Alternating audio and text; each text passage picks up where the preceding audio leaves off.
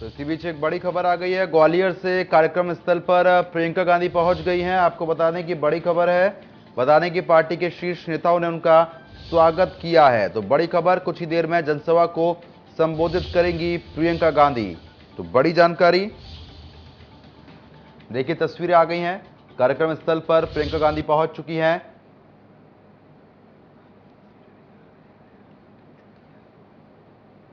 Party के शीर्ष नेता उनके साथ मौजूद हैं और देखिए लाइव तस्वीरें आ चुकी हैं स्क्रीन पर, जहां पर सभी शीर्ष नेताओं ने प्रियंका गांधी का स्वागत किया है। तस्वीर आप देखिए, पीसीसी चीफ कमलनाथ और अब जरा नारा लगाए कांग्रेस का, कांग्रेस पार्टी, कांग्रेस पार्टी, ऐसे नहीं हाथ खड़ा करके, कांग्रेस पार्टी, कांग्रेस पार्टी, प्रियंका गांधी, प्रियंका गांधी। बहुत बहुत धन्यवाद। आप शांति से सुने।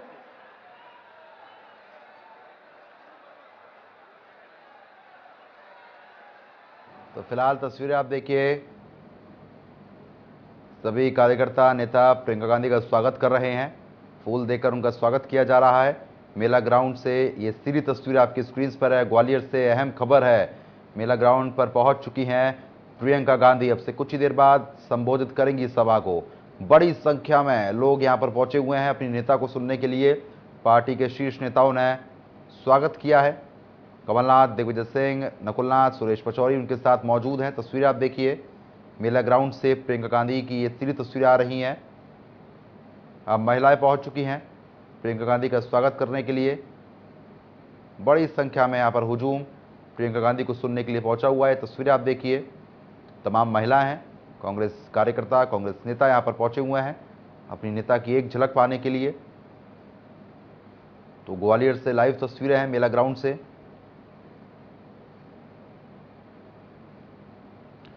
जयवर्धन सिंह, कांतिलाल भूरिया, प्रवीण पाठक भी यहां पर मौजूद हैं। तो बता दें आपको, विवेक तनखा भी यहां पर मौजूद हैं। पीछे आप देख पा रहे होंगे दिग्विजय सिंह भी खड़े हुए हैं। पार्टी के शीर्ष नेता यहां पर सभी उपस्थित, प्रियंका गांधी का सभी लोग स्वागत कर रहे हैं। मेला ग्राउंड से ये सीधी तस्वीरें आपकी स्क्रीन पर। सबसे पहले आप देख पा रहे हैं इंडियन न्यूज़ मध्य प्रदेश छत्तीसगढ़ पर ये तस्वीर है। पार्टी के शीर्ष नेताओं ने स्वागत किया है और सभी लोग यहां पर उपस्थित मेला ग्राउंड पर पहुंच चुकी हैं प्रियंका गांधी। और अब से कुछ ही देर बाद सभा को भी प्रियंका गांधी संबोधित करेंगी।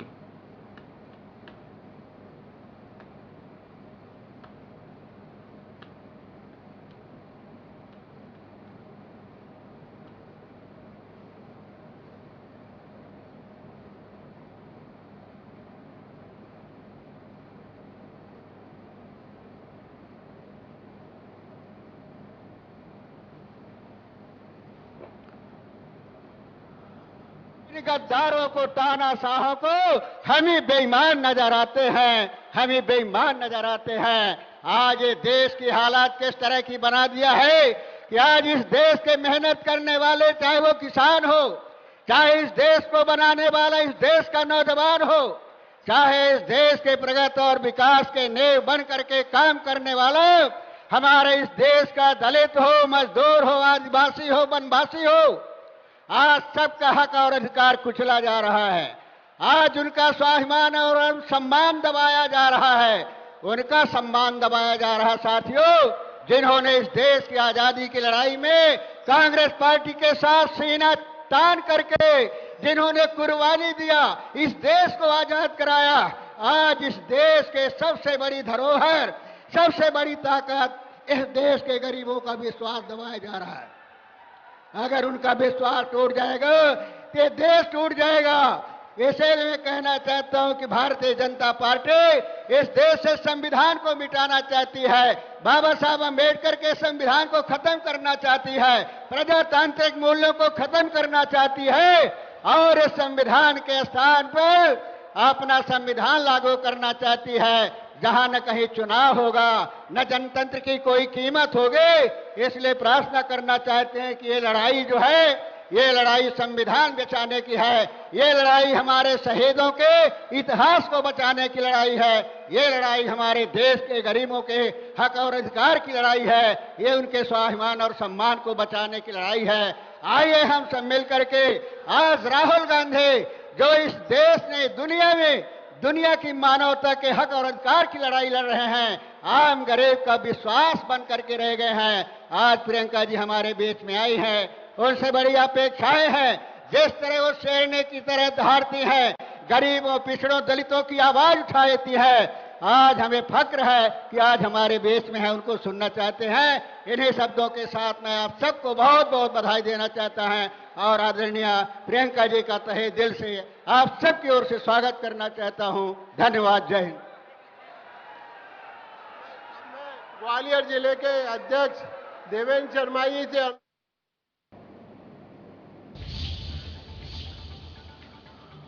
तो बड़ी खबर इस वक्त की बता दें कि विवेक तनखा, शोभा ओझा भी मौजूद हैं। बड़ी खबर फिलहाल बता दें कि सभी नेता यहां पर मौजूद, विवेक तनखा, शोभा ओझा भी मौजूद हैं, सुरेश पचौरी, आरिफ मसूद कार्यक्रम स्थल पर मौजूद, सभा स्थल पर 1 लाख लोग मौजूद हैं। तो बता दें आपको बड़ी जानकारी है, अजय सिंह, जयवर्धन सिंह भी मौजूद हैं। तो बड़ी खबर, कांतिलाल भूरिया, प्रवीण पाठक भी मौजूद, विवेक तनखा, शोभा ओझा मौजूद हैं।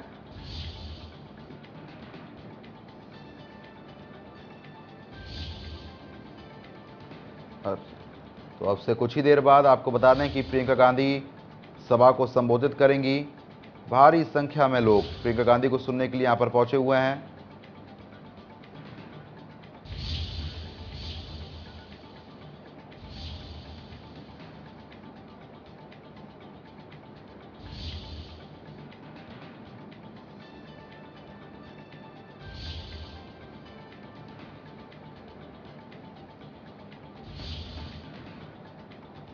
तो इस वक्त की बड़ी खबर, आने वाले समय में चुनाव, उसके मद्देनज़र कांग्रेस पार्टी की तैयारी लगातार चल रही है और अब काफ़ी बड़ी संख्या में लोग यहां पर प्रियंका गांधी को सुनने के लिए पहुंचे हुए हैं। अब से कुछ ही देर बाद सभा को संबोधित भी प्रियंका गांधी करेंगी। तो बड़ी खबर है, सभा स्थल पर दिग्विजय सिंह, सुरेश पचौरी मौजूद हैं, विवेक तनखा, अजय सिंह, शोभा ओझा भी यहाँ पर उपस्थित हैं।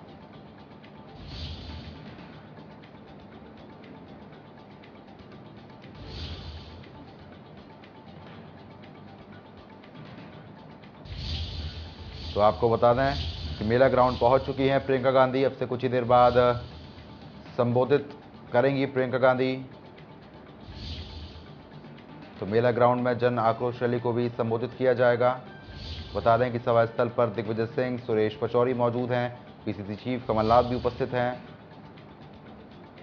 विवेक तनखा, अजय सिंह, शोभा ओझा भी मौजूद, जयवर्धन सिंह, कांतिलाल भूरिया, प्रवीण पाठक भी उपस्थित हैं। तो बड़ी खबर इस वक्त की, सतीश सिकरवार, शोभा ओझा भी उपस्थित, विवेक तनखा, शोभा ओझा मौजूद हैं। तो बड़ी खबर है, सभी शीर्ष नेता कार्यक्रम स्थल पर पहुंच चुके हैं।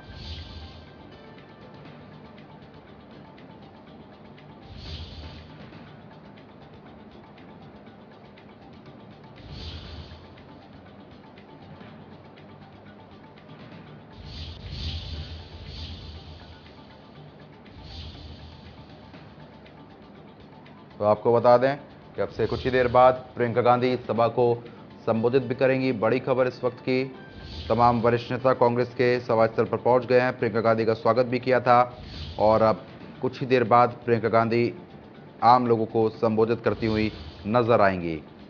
तो मेला ग्राउंड की तस्वीर अब से कुछ ही देर पहले हम आपको दिखा भी रहे थे, जहां पर ग्वालियर से खबर है मेला ग्राउंड पर पहुंच चुकी हैं प्रियंका गांधी। प्रियंका गांधी का वरिष्ठ नेताओं ने स्वागत भी किया है और अब से कुछ ही देर बाद प्रियंका गांधी सभा को संबोधित करेंगी। जानकारी है कि 1 लाख लोग प्रियंका गांधी को सुनने के लिए वहां पर पहुंचे हुए हैं। सभा स्थल पर 1 लाख लोग मौजूद हैं। इस बात से अंदाजा लगाया जा सकता है कि लोगों का प्यार प्रियंका गांधी के लिए किस हद तक है, क्योंकि ये संख्या बहुत बड़ी है। 1 लाख लोग वहां पर मौजूद हैं। बड़ी खबर इस वक्त की, विवेक तनखा, शोभा ओझा भी मौजूद है कार्यक्रम स्थल पर, तमाम वरिष्ठ नेता उपस्थित हैं, पीसीसी चीफ कमलनाथ भी मौजूद हैं। तो वहीं आपको बता दें कि दिग्विजय सिंह भी उपस्थित है, साथ ही साथ तमाम वरिष्ठ नेता ने स्वागत किया था प्रियंका गांधी का। सुरक्षा की अगर हम दृष्टि से बात कर लेते हैं, सुरक्षा बेहद कड़ी है क्योंकि लोगों की संख्या बहुत ज़्यादा है, जिसकी वजह से पुलिस प्रशासन ने चाक चौबंद व्यवस्था कर रखी है। जैमर भी यहाँ पर लगाया गया है। ऐसे में सुरक्षा की दृष्टि अगर हम बात करते हैं तो उसके हिसाब से व्यवस्था काफ़ी अच्छी की गई है क्योंकि संख्या बेहद ज़्यादा है लोगों की। ग्वालियर दौरे पर है प्रियंका गांधी। उनका दौरा बहुत ज़्यादा महत्वपूर्ण माना जा रहा है। आने वाले समय में चुनाव भी हैं, उसके नज़र से अगर हम देखना और समझना चाहें तो मैं आपको बता दूं, ये कहा जा सकता है कि एनर्जी बूस्टर के तौर पर ये दौरा उनका मान सकते हैं क्योंकि कार्यकर्ताओं में एक अलग ही जोश आ जाता है जब कोई शीर्ष नेतृत्व का नेता यहाँ पर पहुँचता है। उस मद्देनज़र ये दौरा बेहद महत्वपूर्ण माना जा रहा है। तस्वीरें एक बार हम आपको फिर से दिखा रहे हैं, सभा स्थल की तस्वीरें हैं जहाँ पर प्रियंका गांधी हाथ हिलाकर सभी को उनका अभिवादन कर रही हैं। उनके बगल में दिग्विजय सिंह और आपको बता रहे हैं कि कमलनाथ उपस्थित है। एक बार फिर से हम आपको फुल स्क्रीन में तस्वीरें दिखा रहे हैं। पार्टी के शीर्ष नेताओं ने उनका स्वागत किया है। तस्वीरें एक बार हम आपको फिर से दिखाते हैं।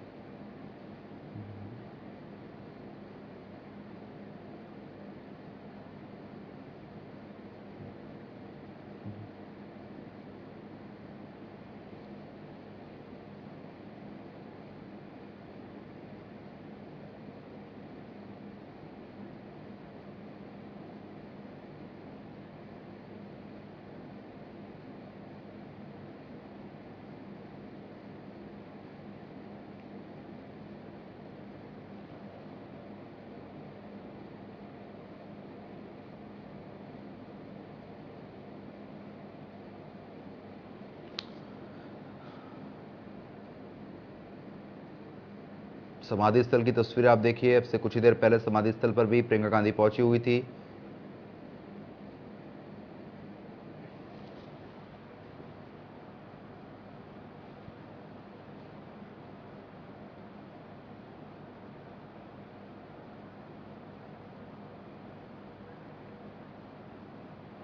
और मेरे सहयोगी चेतन सेठ हमारे साथ जुड़ चुके हैं ज़्यादा अपडेट के साथ। चेतन, जिस तरीके से प्रियंका गांधी पहुंच चुकी है, अब से कुछ ही देर बाद सभा को संबोधित भी वो यहां पर करती हुई नजर आएंगी, क्या कुछ अपडेट आपके पास है?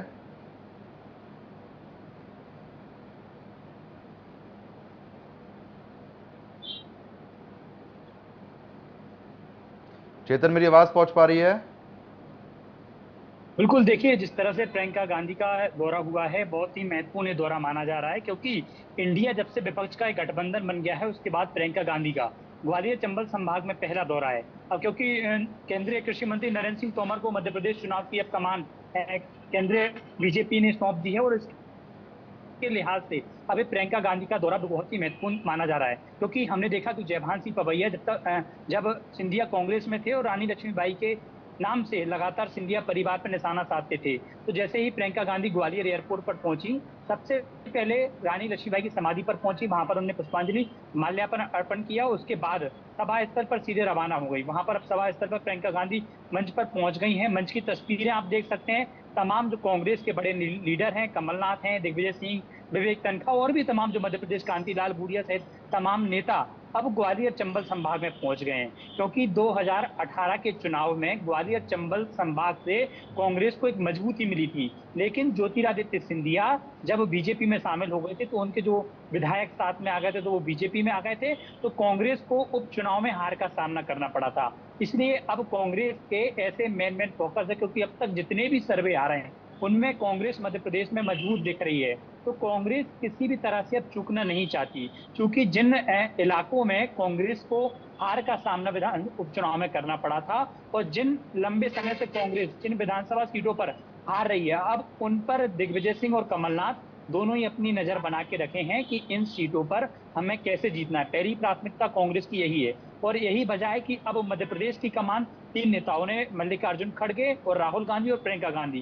शहरी इलाकों की कमान प्रियंका गांधी ने संभाली है, आदिवासी इलाकों की कमान राहुल गांधी को सौंपी गई है और ओबीसी बाहुल्य जो इलाके हैं उनकी जिम्मेदारी मल्लिकार्जुन खड़गे को दी गई है। तो तीनों केंद्रीय नेता अब मध्य प्रदेश में आना चाहते हैं और यहाँ की मध्य प्रदेश की जो राजनीति है अब बिल्कुल परे लोगों से वन टू वन बातचीत, क्योंकि जिस तरह से बीजेपी की भी हम बात करें तो अमित शाह और दिग्विजय अमित शाह, साथ ही जेपी नड्डा, तो तमाम जो बड़े लीडर हैं, भूपेंद्र सिंह हो, अश्वनी वैष्णव हो, तो इन नेताओं ने मध्य प्रदेश की कमान संभाल ली है। तो कांग्रेस किसी भी तरह से चूकना नहीं चाहती। ग्वालियर चंबल संभाग के लिए आज की कांग्रेस की आक्रोश महारैली बहुत ही महत्वपूर्ण है। 8 जिलों से लगभग 1000 से ज्यादा बसें, 1500 फोर व्हीलर, यानी कि 1 लाख से अधिक कार्यकर्ताओं को आसपास से बुलाया गया है। संभावना बताई जा रही है क्योंकि पूरा मैदान भरा हुआ है, लबालब 1.5 लाख के लगभग वहां पर जो है आम लोग पहुंचे हैं, साथ ही कांग्रेस के कार्यकर्ता पहुंचे हैं। और इस महारैली से अब कार्यकर्ताओं को संकेत दिए जाएंगे कि मध्य प्रदेश में अब किसी भी तरह से हमें चूकना नहीं है। और बीजेपी की जो योजना जो बीजेपी चला रही थी, उन योजनाओं पर क्रियान्वयन किया या नहीं किया, उन चीजों को, यानी कि बीजेपी के जो मुद्दे हैं, क्योंकि अभी तक चेहरे को लेकर लगातार विवाद चल रहे थे, अब चेहरा फाइनल हो गया कि कमलनाथ के चेहरे पर मध्य प्रदेश का चुनाव लड़ा जाएगा। अब जो बीजेपी के 18 साल के मुद्दे हैं, जिन मुद्दों पर बीजेपी ने काम नहीं किया, उन मुद्दों को अब कांग्रेस अपने साथ देना चाहती है और उन मुद्दों के हिसाब से अब मध्य प्रदेश में इलेक्शन लड़ेगी। हाँ बिल्कुल, कहीं ना कहीं आने वाले समय में चुनाव है, उसके मद्देनजर तो ये दौरा काफ़ी महत्वपूर्ण माना ही जा रहा है। लेकिन मौजूदा स्थिति की अगर हम बात कर लेते हैं, क्योंकि आप भी जानकारी दे रहे हैं, हम तस्वीरों में भी देख पा रहे हैं कि जो सुनने के लिए लोग कार्यकर्ता यहाँ पर पहुंचे, आमजन पहुंचे, उनकी संख्या बहुत ज़्यादा बड़ी है। ऐसे में आप भी ग्वालियर में मौजूद हैं, सुरक्षा की दृष्टि से वहाँ पर अभी क्या कुछ बंदोबस्त है?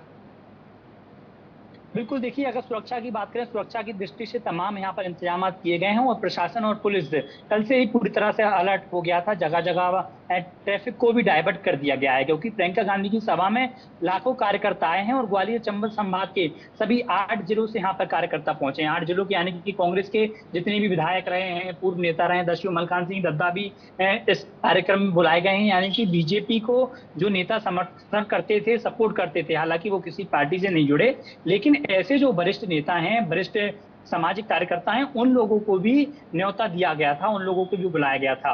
और जो कांग्रेस का प्रदेश मेन जो लोग हैं, कमलनाथ और दिग्विजय सिंह, ये कल ही वहां पर पहुंच गए थे। शाम को पूरी रणनीति आज को लेकर तय की गई थी। एक कार्यकर्ता से फोन पर बात की गई कि चंबल संभाग के सभी 8 जिलों के कार्यकर्ताओं को कैसे बुलाया जाए ग्वालियर। एक रोड मैप तैयार किया गया, जैसा कि मैंने आपको बताया, लगभग 1000 बस यहाँ पर आई हैं और 1500 कार। इन कार्यकर्ताओं को इनके थ्रू बुलाया गया। लगभग 1.5 लाख के लगभग कार्यकर्ता सभा स्थल में शामिल हैं और कुछ ही देर बाद अब प्रियंका गांधी का संबोधन होगा, तो सभी कार्यकर्ता उसको सुनेंगे। ठीक है, बहुत बहुत शुक्रिया तमाम जानकारी हमारे साथ साझा करने के लिए। तो फिलहाल जिस तरीके से मेरे सहयोगी ने भी जानकारी दी है, जहाँ पर आप अब से कुछ ही देर बाद संबोधित करेंगी प्रियंका गांधी, और ऐसे में सभी वरिष्ठ नेता यहाँ पर उपस्थित हैं उनके साथ। बता दें आपको कि सभा स्थल पर तमाम बड़े नेता मौजूद हैं, विवेक तनखा, अजय सिंह, शोभा ओझा भी यहाँ पर मौजूद है। तो बता दें कि मेला ग्राउंड से प्रियंका गांधी अब से कुछ ही देर बाद संबोधित करती हुई नजर भी आएंगी। फिलहाल बता दें कि ग्वालियर से अहम अपडेट है, ग्वालियर के दौरे पर है प्रियंका गांधी। उनका दौरा एक काफ़ी महत्वपूर्ण माना जा रहा है। और ऐसे में आपको बता दें, मलखान सिंह भी अब कांग्रेस में शामिल होने जा रहे हैं, वो भी सभा स्थल पर पहुंच चुके हैं।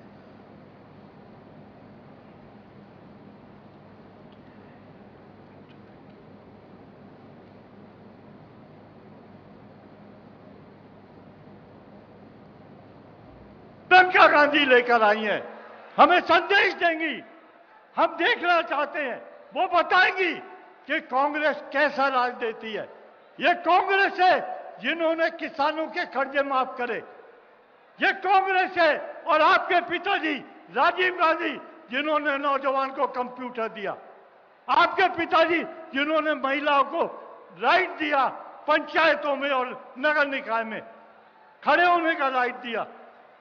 इंदिरा गांधी ने गरीबों के लिए नारा लगाया। वो सारी आवाज आपकी आवाज में शामिल है। आज यहां आप आइए, हम आपका बहुत बहुत स्वागत करते हैं।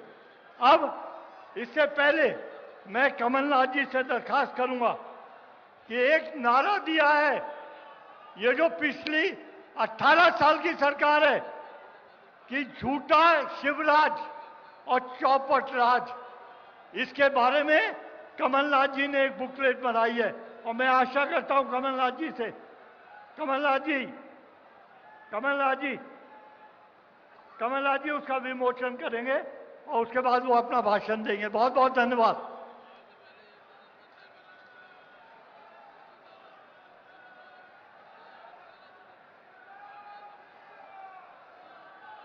अब पिछले लगातार 20 सालों से केवल 15 महीने हमारी सरकार रही है। वो सरकार वोटों की सरकार थी और अब जो मध्य प्रदेश में सरकार है वो नोटों की और भ्रष्टाचार की सरकार है।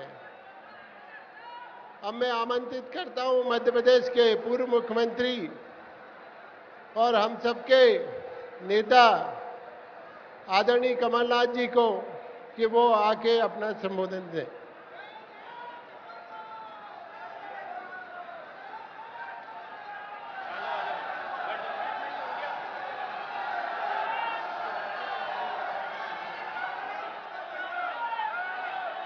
हम सबकी बहन माननीय प्रियंका जी, जेपी अग्रवाल जी, दिग्विजय सिंह जी, गोविंद सिंह जी, कांतिलाल भूरिया जी, सुरेश पचौरी जी, अरुण यादव जी, अजय सिंह जी, विवेक तनखा जी, राजमणि पटेल जी, नकुल नाथ जी, सभी यहाँ, मैं सबका नाम नहीं ले रहा, सभी यहाँ उपस्थित विधायकगण, महिला कांग्रेस, युवक कांग्रेस, एनएसयूआई,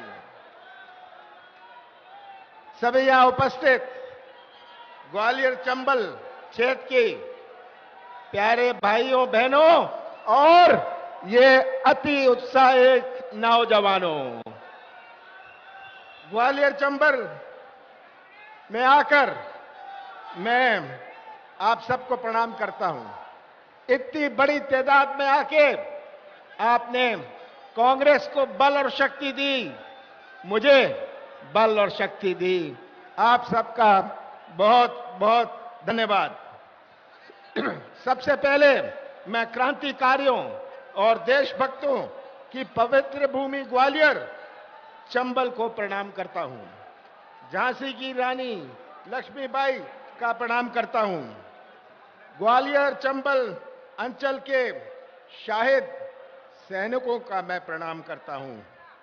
आप सभी को मैं प्रणाम करता हूं। ग्वालियर चंबल के लोगों का स्वभाव है कि वे अन्याय नहीं सहते और अन्याय पर पलटवार करते हैं। सही बात है, अन्याय पर पलटवार करते हैं, गलत को गलत और सही को सही।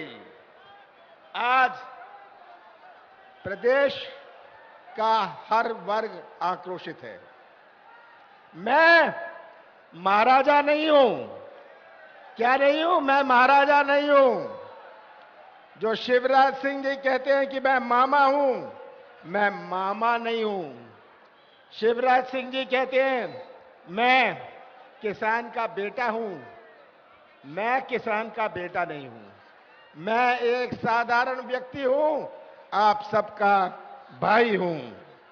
18 साल भाजपा की सरकार ने आज हर वर्ग को परेशान कर रखा है।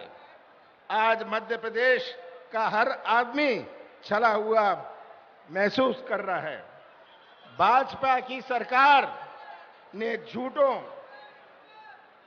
झूठ की राजधानी बनाई हुई है। पूरे देश की राजधानी मध्य प्रदेश की। कौन सा झूठ नहीं बोलते?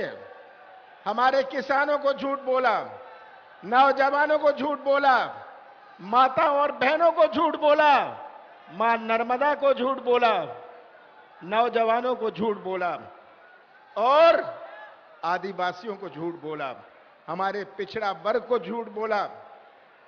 किसको इन्होंने झूठ नहीं बोला, मैं तो ये पूछना चाहता हूं। दलितों को झूठ बोला, महिलाओं को झूठ बोला और गौ माता को झूठ बोला। ये पूरी तस्वीर आप सबके सामने है। शिवराज सिंह जी ने पिछले 18 साल में झूठ का पहाड़ खड़ा कर दिया है। आज झूठ की मशीन है, झूठ की मशीन है, घोटाले की मशीन है, भाषण की मशीन है, घोषणाओं की मशीन है। 4 महीने बचे हैं चुनाव में। ये मशीन अब डबल स्पीड पर चल रही है। ये मशीन जो घोटालों की, घोषणाओं की मशीन डबल स्पीड पर चल रही है। 4 महीने बचे हैं चुनाव में। इस चुनाव का क्या मतलब है? ये चुनाव केवल एक उम्मीदवार का नहीं है, ये चुनाव केवल एक पार्टी का नहीं है, ये चुनाव मध्य प्रदेश का भविष्य तय करेगा। ये नौजवान जो खड़े हैं, इनका भविष्य तय करेगा। आज इन नौजवानों को देख के बड़ी बेचैनी होती है। यही नौजवान जो मध्य प्रदेश का निर्माण करेंगे भविष्य में, अगर इनका भविष्य अंधेरे में रहा तो कैसा निर्माण होगा हमारे मध्य प्रदेश में? हमारे नौजवानों का असुरक्षित भविष्य आज उनके सामने है। माता और बहनों ने कितने प्यार से पाला पोसा है और आज का नौजवान भटक रहा है। 18 साल भारतीय जनता पार्टी की सरकार रही, उन्होंने दिया क्या? मैं तो पूछता, उन्होंने दिया क्या? नौजवान बिना काम के, हमारा किसान बिना दाम के। शिवराज जी, आप किस काम के? आपने तो सबसे भ्रष्ट प्रदेश में मध्य प्रदेश को देश भर में बनाया। भ्रष्टाचार का क्या बताऊं, आप मुझे बताइए। ये पैसे दो, काम लो, सच है ये? पैसे दो, काम लो। ये आज दृष्टि रही कि आज ये भटकते हुए नौजवान को देख नहीं सकते, उनकी आंखें नहीं चलती, ये किसान का दुख सुन नहीं सकते, इनके कान नहीं चलते, इनकी आंख नहीं चलती, कान नहीं चलता, मुंह बहुत चलता है। मुंह बहुत चलता है, पर मुंह चलाने में और प्रदेश चलाने में बहुत अंतर है। 15 साल बाद कांग्रेस की सरकार बनी थी। दिसंबर 2018 में मैं मुख्यमंत्री का पद था, जो किसानों की अत्याचार में नंबर 1 हुए। कैसा प्रदेश मुझे सौंपा था? जो बेरोजगारी में नंबर 1 हो। कैसा प्रदेश मुझको सौंपा था? जो महिलाओं की अत्याचार पर नंबर 1। हमने एक शुरुआत करी थी। हमने 15 महीनों में अपनी नीति और नीयत का परिचय किया। कौन सी गलती करी मैंने? 27 लाख किसानों का कर्जा माफ किया। कौन सी गलती करी मैंने? मैंने 100 रुपए 100 यूनिट बिजली दी। कौन सा गुनाह मैंने किया? 100 रुपए 100 यूनिट दी बिजली। और मैंने गौशालाओं का निर्माण किया। कौन सा पाप मैंने किया? धीरे धीरे हम आगे बढ़ रहे थे और सौदा हो गया, हमारी सरकार नहीं बनी। आज चुनाव जब 4 महीने दूर है, शिवराज सिंह जी को बहनें याद आ रही हैं, नौजवान याद आ रहे हैं, किसान याद आ रहे हैं। 18 साल में उनको ये सब याद नहीं आए।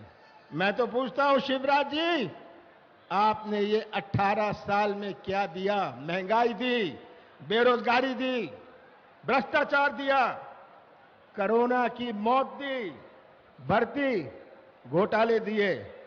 आप देख रहे हैं कि पटवारी घोटाला, आप देख रहे हैं महाकाल का घोटाला। कौन सा घोटाला? 2,500 घोटाले मध्य प्रदेश में। ये शिवराज सिंह जी की देन है। शिवराज सिंह ने माफिया राज दिया, बाल अपराध दिया।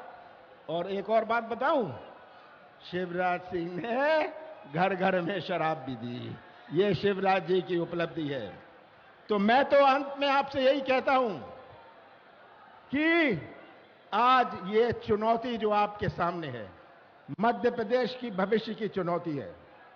आज हमें मध्य प्रदेश का भविष्य सुरक्षित रखना है। मध्य प्रदेश को फिर से एक नई पटरी पर लाना है। हमें नौजवानों का भविष्य सुरक्षित रखना है। और मुझे पूरा विश्वास है, मध्य प्रदेश के मतदाताओं पर विश्वास है। ग्वालियर चंबल कि ईमानदार मतदाताओं पर विश्वास है कि आप प्रदेश की तस्वीर रखेंगे अपने सामने और सच्चाई समझेंगे, सच्चाई का साथ देंगे। आपने सच्चाई का साथ दिया तो हम मध्य प्रदेश का भविष्य सुरक्षित रख पाएंगे। और मुझे पूरा विश्वास है कि ग्वालियर चंबल की जब गिनती होगी, सबसे ज्यादा रिकॉर्ड पूरे मध्य प्रदेश में ग्वालियर चंबल का होगा। मुझे ये पूरा विश्वास है। ग्वालियर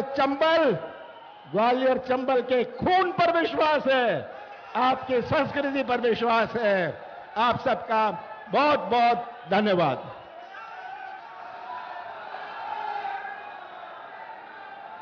आदरणीय कमलनाथ जी ने जो कहा है बिल्कुल सही है और हम सब इस देश की नेता,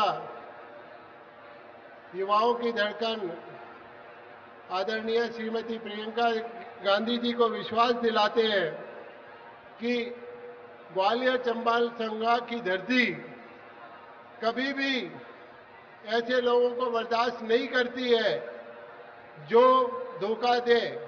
इस क्षेत्र के मतदाता और जनता पे पूरा विश्वास है कि हम ग्वालियर चंबल संभाग के हम जितने भी साथी बैठे हैं उन सब की ओर से ये मैं विश्वास दिलाना चाहता हूं कि निश्चित तौर से इस क्षेत्र से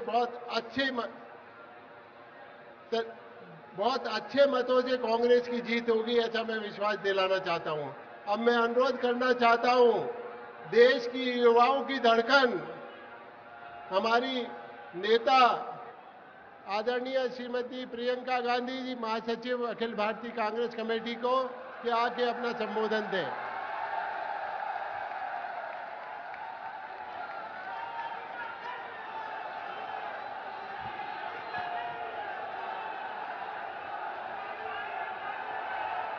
बहुत इंतजार कराया आपको।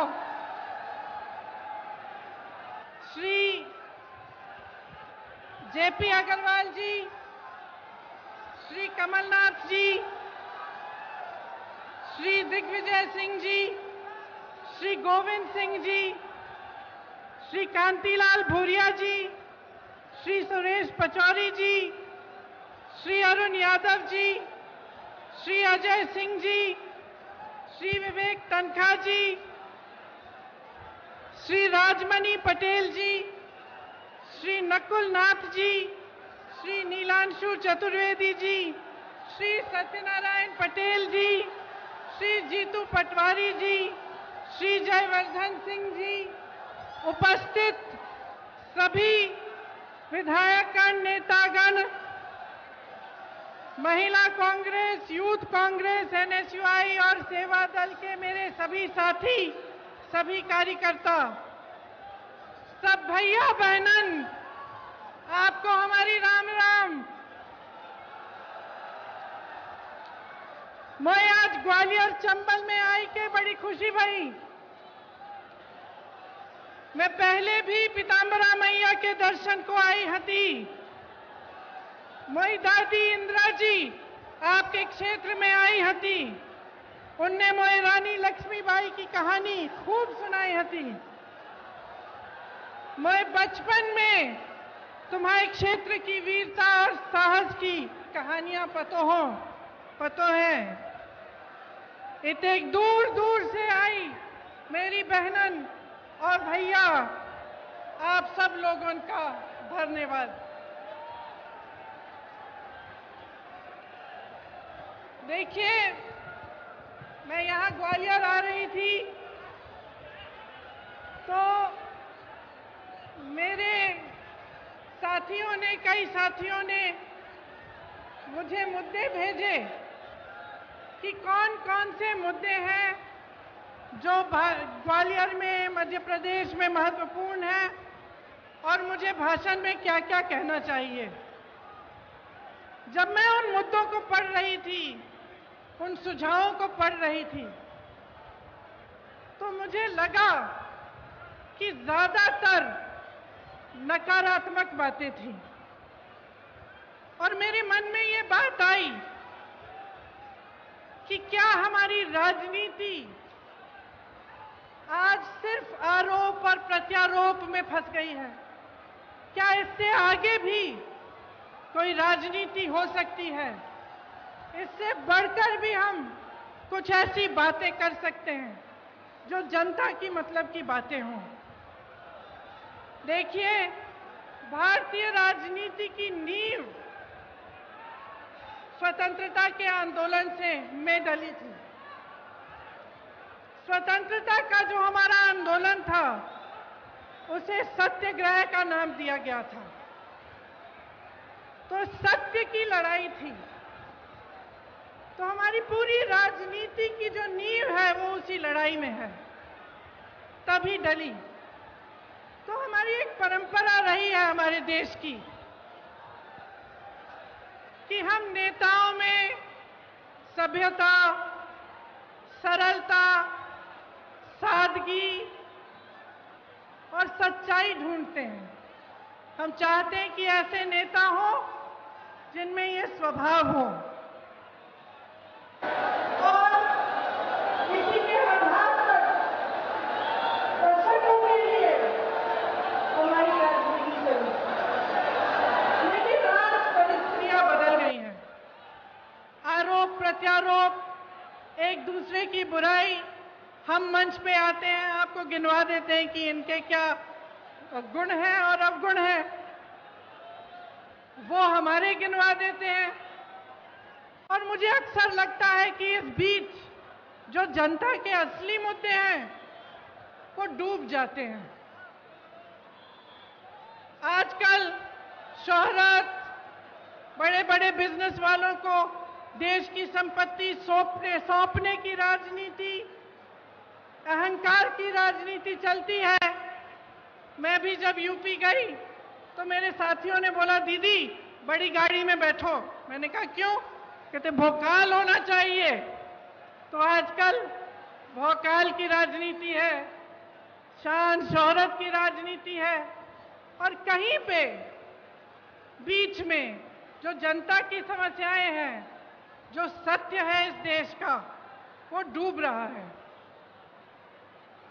यहां खड़े होकर ये कहना बहुत आसान है, दूसरों की आलोचना करना बहुत आसान है।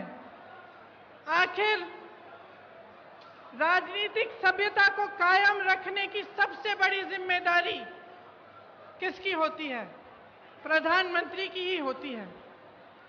लेकिन 2 दिनों पहले की बात है, विपक्ष की बहुत बड़ी मीटिंग हुई। तमाम विपक्षी दल के बड़े बड़े वरिष्ठ नेता आए। उसी दिन या अगले दिन प्रधानमंत्री जी का एक बयान आया और इस बयान में उन्होंने कहा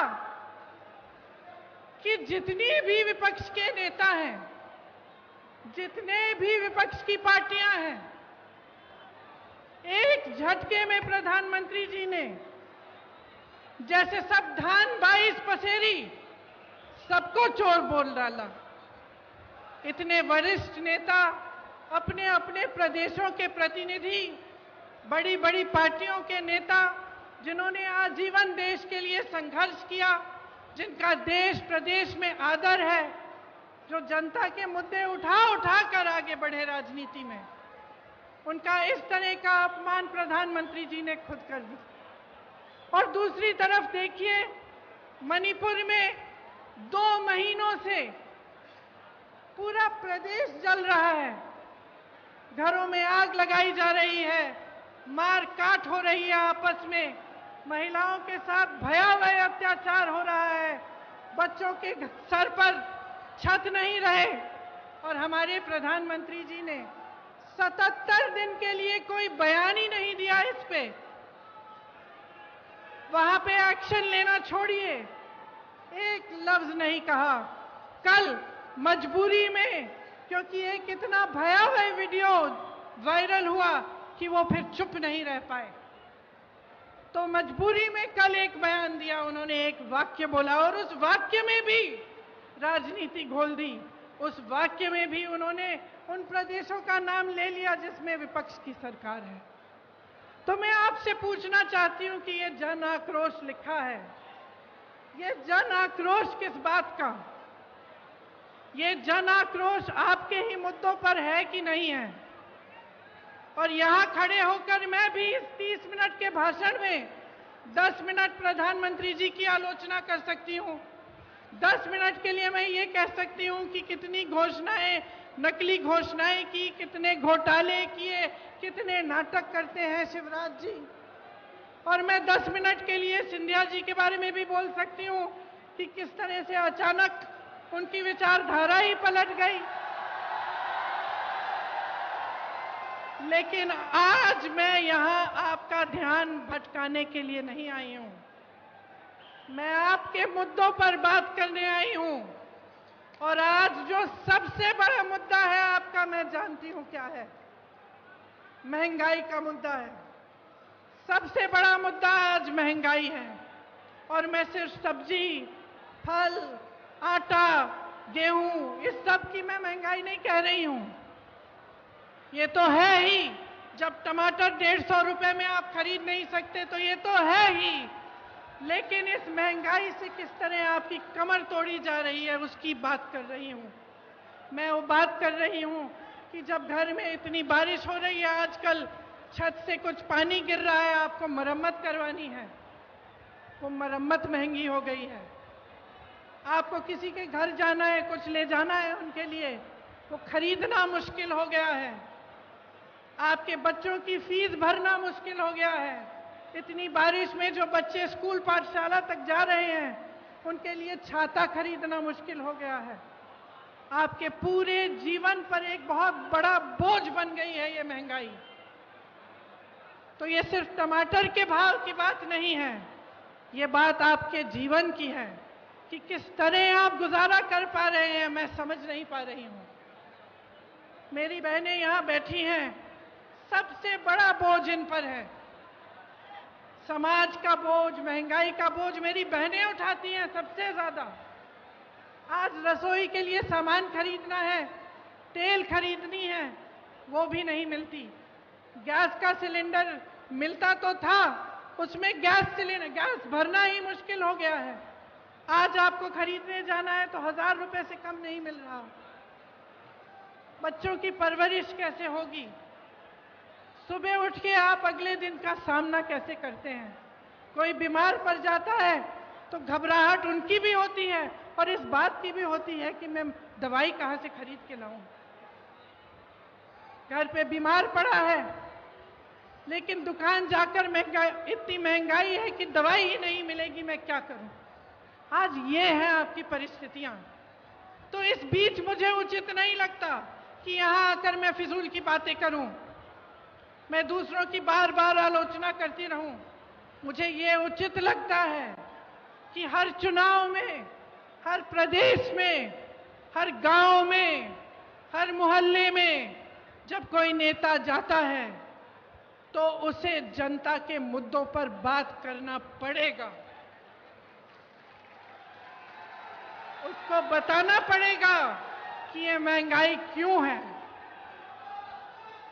कि महंगाई के साथ साथ इतनी बेरोजगारी क्यों है,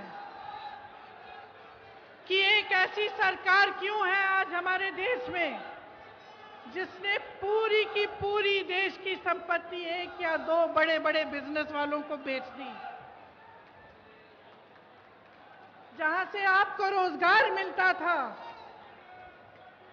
उन कंपनियों को जब इन्होंने अपने मित्रों को सौंपा तो उनको मालूम होगा कि आप बेरोजगार होंगे। आपको रोजगार कहां से मिलता था? पीएसयू से मिलता था, बड़ी बड़ी जो सरकारी कंपनी थी उनसे मिलता था। आपको रोजगार खेती की कमाई से मिलता था, आपको रोजगार सेना से मिलता था, आपको रोजगार छोटे छोटे व्यापार से मिलता था। आज परिस्थितियां क्या हैं? जो बड़ी बड़ी कंपनियां हैं वो तो सारी सौंप दी इन्होंने अपने दोस्तों को। सेना की भर्ती का क्या किया, अग्निवीर का आप जानते हैं। आपका ये जो क्षेत्र है, ग्वालियर का क्षेत्र, रानी लक्ष्मीबाई जी का क्षेत्र है। यहां से तमाम वीर जवान जाकर हमारे सरहद पे खड़े होते हैं। आप जानते हैं सबसे अच्छी तरह कि जब से अग्निवीर की स्कीम आई और 4 साल की सेना में भर्ती कराई गई, तब से क्या स्थिति है। मैं कुछ हरियाणा के नौजवानों से मिली, उन्होंने मुझे बताया कि ट्रेनिंग से ही लोग वापस जा रहे हैं घर। तो कहते हैं कि हम इतनी ट्रेनिंग, इतनी कड़ी ट्रेनिंग कर किस लिए रहे हैं। हम इतनी कड़ी ट्रेनिंग इसलिए कर रहे हैं कि 4 साल बाद हम बेरोजगार होकर वापस आ जाएं, और जब घर आएंगे तो सरकार ने ये परिस्थितियां बना दी हैं कि घर पे भी किसानी से चाहे जितनी भी मेहनत कर लो, इतनी महंगाई है, इतनी मुश्किलें हैं कि किसानी से भी नहीं कमा पाएंगे। तो घर आकर क्या करेंगे। वहां भर्ती के लिए तमाम नौजवान पढ़ाई करते हैं, माँ बाप मेहनत की कमाई से उनके लिए पैसे इकट्ठे करते हैं। कोई 10,000 के ट्यूशन, कोई 20,000 के ट्यूशन करता है, और फिर देखिए पटवारी के इम्तिहान में किस तरह से घोटाला हो गया। तो इन चीजों का समाधान क्या है। आज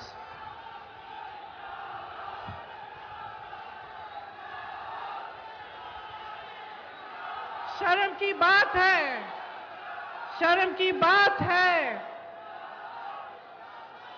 कि सिर्फ मात्र सरकारी जो नौकरियां हैं मात्र 21 दी गई हैं पिछले 3 सालों में। 2018 में जब हमारी सरकार बनी थी तब इन्होंने सरकार गिराई। उससे पहले इनकी सरकार 10 सालों से चल रही थी, उससे ज्यादा। आज 18 सालों से इनकी सरकार है और ये परिस्थितियां हैं। तो चुनाव के पहले ये कहने का क्या फायदा है कि हम फलां स्कीम बनाएंगे, हम महिलाओं को कुछ देंगे, हम नौजवानों को रोजगार देंगे। क्या फायदा है। 18 साल से तो आप सरकार में रहे हैं, तब तो आपने कुछ दिया नहीं।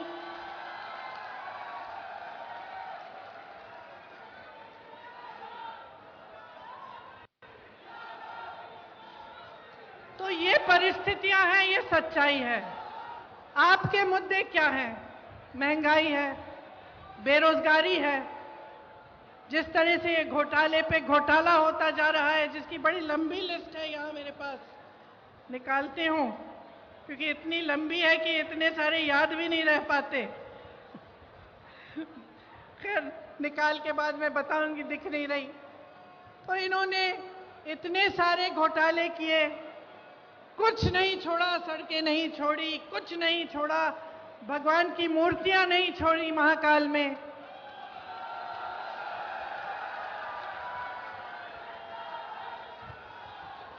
देखिए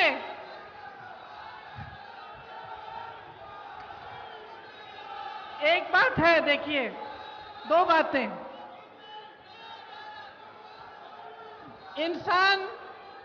इंसान की जो नींव होती है ना, उसी तरह की नीयत होती है, और उसी तरह से जो सरकार होती है उसकी जो नींव होती है उसी तरह की नीयत होती है। ये जो सरकार इन्होंने हमारी सरकार गिरा के बनाई, इसकी नींव ही गलत थी। पैसों से खरीदी सरकार है। तो इसकी नीयत, इसका नतीजा क्या है कि इसकी नीयत ही खराब है। शुरू से सिर्फ लूट, सिर्फ घोटाले में ध्यान रहा है। ऊपर से 18 साल से सरकार चली आ रही है। अब आप बताइए, 18 सालों के लिए जिसके पास सत्ता होती है उसको क्या होता है। 18 सालों से सत्ता में रहने से अहंकार होता ही होता है, और इस कदर होता है कि जो आसपास के अधिकारी होते हैं, जो साथी होते हैं, वो भी सच्चाई नहीं बताते। तो 18 सालों में नेताओं की ये आदत अक्सर हो जाती है कि वो सोचने लगते हैं कि सत्ता तो हमेशा ही उनके साथ रहेगी, और जब हमेशा सत्ता साथ रहेगी तो काम करने की क्या जरूरत है भैया? कोई पूछने वाला तो है नहीं। जब समय आएगा ध्यान भटका देंगे, जब समय आएगा दूसरी बातें कर लेंगे, जिससे जनता के जज्बात जुड़े हुए हैं। फिर से जनता भूल जाएगी कि महंगाई है, जनता भूल जाएगी कि बेरोजगारी से मर रही है, जनता भूल जाएगी कि किसान खेती नहीं कर पा रहा, कुछ खरीद नहीं पा रहा, पेट्रोल डीजल के दाम इतने बढ़ गए हैं, और फिर से हमें वोट मिल जाएगा। 18 क्या 5 साल और हम सत्ता में रहेंगे, हमें कुछ करने की जरूरत नहीं है। और आज मध्य प्रदेश में यही परिस्थितियां हैं। सत्ता की वजह से अहंकार है, सत्ता की वजह से आलस है, और सुन लीजिए, सत्ता का स्वभाव है कि वो इंसान की भी असलियत उभार देती है। ये सत्ता का स्वभाव है। आप सत्ता को एक नेक इंसान के हाथ में दो, वो भलाई करेगा, आपकी सेवा करेगा। आप सत्ता को गलत इंसान के हाथों में दे दो तो इसी तरह की लूट मचेगी जो आपके प्रदेश में आज मच रही है।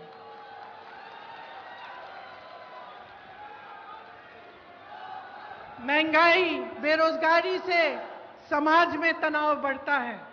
जब समाज में तनाव बढ़ता है तो अत्याचार बढ़ते हैं, और अत्याचार हमेशा उन्हीं पर होते हैं जो ज्यादा कमजोर हैं। आप सबने देखा कि आदिवासियों के साथ किस तरह की हरकतें की जा रही हैं। आपने देखा कि इनके शासनकाल में दलितों के साथ कितने अत्याचार हो रहे हैं। महिलाओं की तो हम बात ही ना करें, हर रोज बलात्कार होता है। एक तरफ आपके अखबारों में बड़े बड़े इश्तिहार हैं इनकी सरकार के, और दूसरी तरफ ये खबरें कि किसी भाजपा के नेता के बेटे ने किसी के बलात्कार किया है, उसका आरोपी है, या फिर किसी महिला की छेड़छाड़ की है। तो ये परिस्थितियां हैं। अब आपको समझाना जरूरी भी है, लेकिन मैं जानती हूं कि सबसे ज्यादा विवेक जनता में होता है, सबसे ज्यादा। और मेरी समझ यह है कि जनता कभी गलत निर्णय नहीं लेती। जो भी निर्णय है उसका आदर लोकतंत्र को करना पड़ता है। तो अब समय आ गया है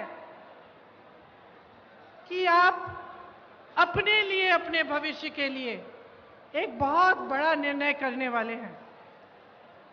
यह निर्णय क्या है कि अगले 5 सालों में क्या आप यही चाहते हैं जो आपने पिछले 5 सालों में देखा? और इस विषय में मैं आपसे पूछना चाहती हूं, मेरे नौजवान भाई बहन, बताइए आप में से कितनों को रोजगार मिला है?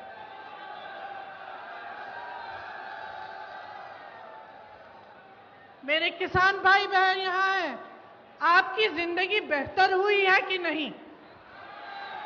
नहीं हुई? 5 सालों में आपकी तरक्की हुई है कि नहीं? यहां व्यापारी होंगे, छोटे दुकानदार वाले भी होंगे, रेहड़ी पटरी वाले भी होंगे। क्या आपके जीवन में तरक्की आई है कि नहीं?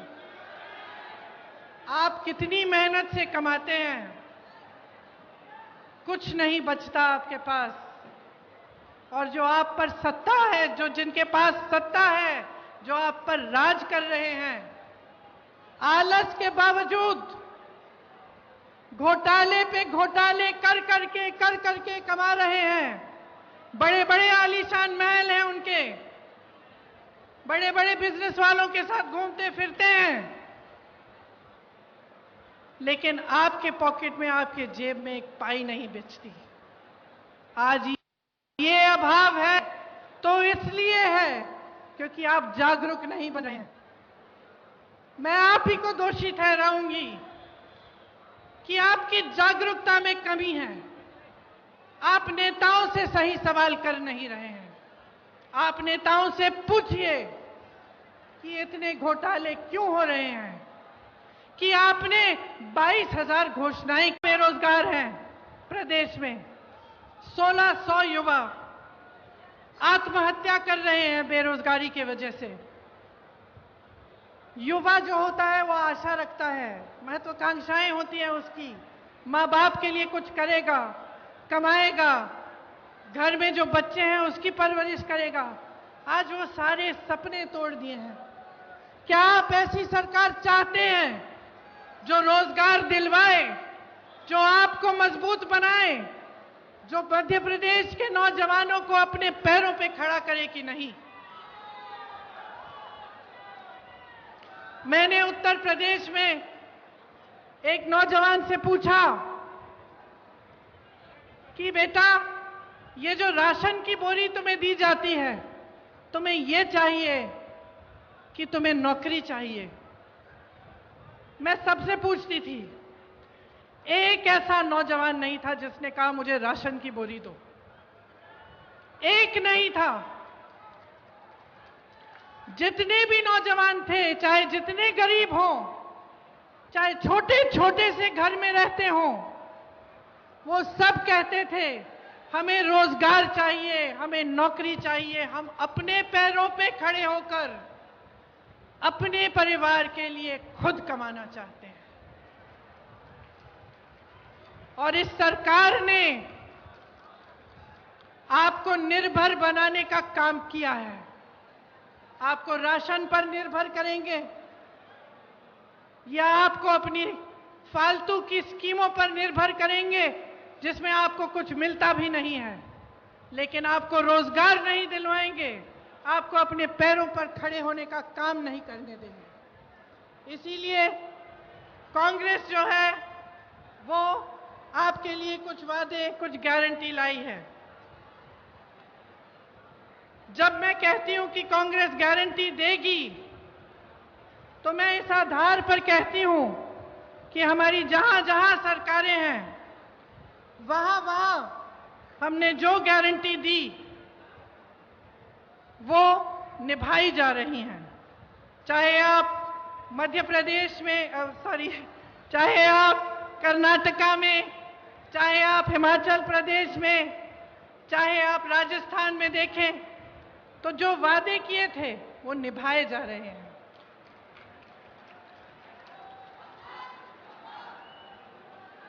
राजस्थान में, छत्तीसगढ़ में, हिमाचल प्रदेश में पुरानी पेंशन की स्कीम लागू है। जब आप सरकारी नौकरी लेने जाते हैं तो उसमें सबसे बड़ी चीज क्या होती है? जीवन के लिए सुरक्षा। मतलब कि नौकरी 20-25 साल नौकरी करने के बाद आपको पेंशन मिलेगा, आपको एक सहारा मिलेगा। वो सहारा आज नहीं मिलता सरकारी कर्मचारियों को। सरकार कहती है पैसे नहीं है इसके लिए। तमाम सरकारी कर्मचारी परेशान हैं। इनके पास बड़े बड़े उद्योगपतियों के लोन माफ करने के पैसे हैं, आपके पेंशन देने के पैसे नहीं हैं। इसीलिए जहां जहां कांग्रेस की सरकार है, वहां वहां पुरानी पेंशन आज लागू है, क्योंकि हम आपका आदर करते हैं। हम समझते हैं कि जो सरकारी कर्मचारी है, जो दिन रात सालों के लिए सेवा करता है, उसके लिए बुढ़ापे में भी सहारा होना चाहिए। और यहाँ पे भी एक घोषणा ये है, गारंटी, कि पुरानी पेंशन यहाँ भी लागू होगी। मेरी बहनों के खातों में हर महीने सीधे 1500 रुपए डाले जाएंगे।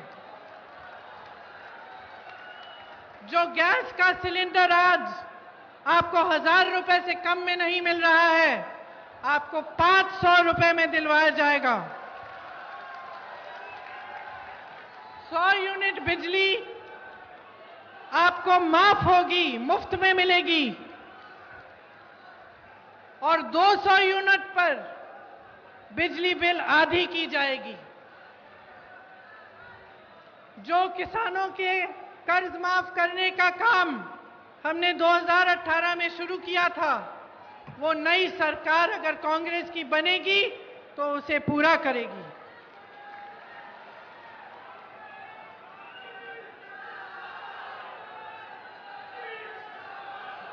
आज छत्तीसगढ़ में कांग्रेस की सरकार है, 2600 रुपए धान मिल रहा है। 2600 रुपए आपको मिलते हैं धान के लिए। जहां पे हिमाचल में हमारी सरकार है, वहां जो वादे किए उनको पूरा करने का काम शुरू है। कर्नाटका में कहा था कि महिलाओं को बस में यात्रा मुफ्त में मिलेगी, आज महिलाएं मुफ्त में यात्रा कर रही हैं। तो इस बार मध्य प्रदेश में मुझे लगता है कि प्रचंड बदलाव की लहर है और मैं आपसे आग्रह करती हूं कि प्रचंड बहुमत से आप इस बार कांग्रेस को जिताइए। एक ऐसी मजबूत सरकार बनाइए जो न खरीदी जा सके न गिराई जा सके, जो 5 सालों के लिए दिन रात आपके लिए काम करे और आपके ही भविष्य को मजबूत बनाए।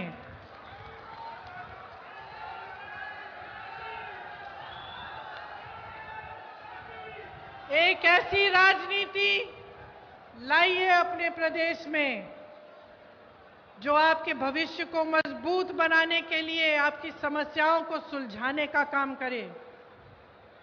आपकी जितनी भी छोटी छोटी समस्याएं हैं और जितनी बड़ी समस्याओं से आप जूझ रहे हैं, उनको सुलझाने का काम पहले दिन से शुरू होना चाहिए। और कमलनाथ जी से मैं अपनी तरफ से एक छोटी सी मांग अपनी तरफ से भी करना चाहती हूं। अभी रास्ते में मैं यहां आ रही थी तो कुछ मुझे दिव्यांग लोग मिले। उन्होंने कहा कि उनका पेंशन सिर्फ मात्र 600 रुपए है। तो मैं आपसे आग्रह करती हूं कि आपकी जब सरकार बनेगी तो उनका पेंशन भी जरूर बढ़ाइएगा।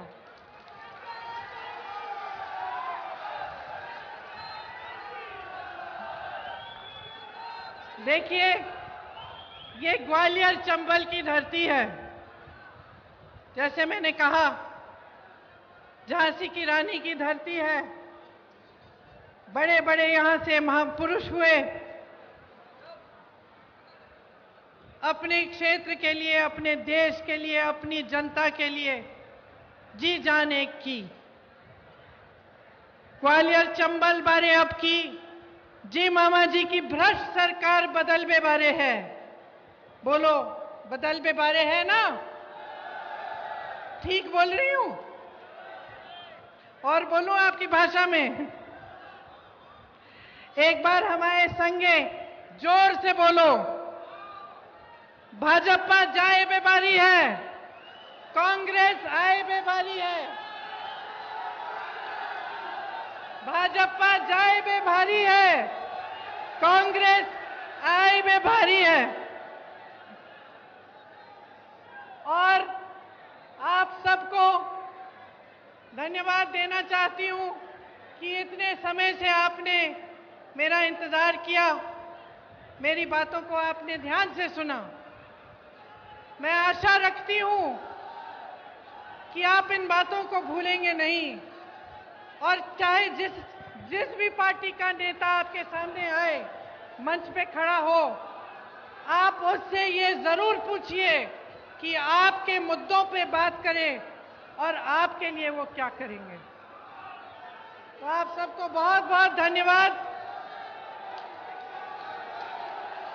जय हिंद।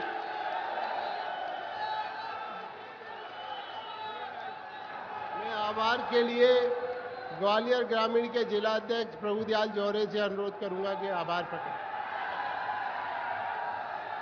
हमारी श्रीमती प्रियंका गांधी साहब